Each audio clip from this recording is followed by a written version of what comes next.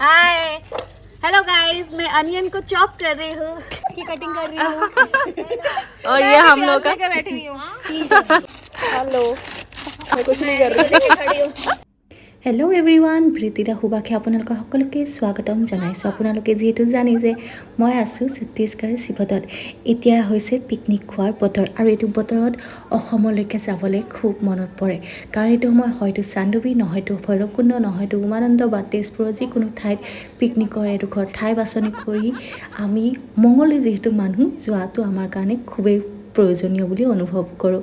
কিন্তু সেইটো পৰিৱেশ যিহেতু ইয়াত নাই NTPCৰ কেম্পাছতে, সেইকাৰণে আমি আজি আয়োজন কৰিলোঁ এটি পিকনিকৰ।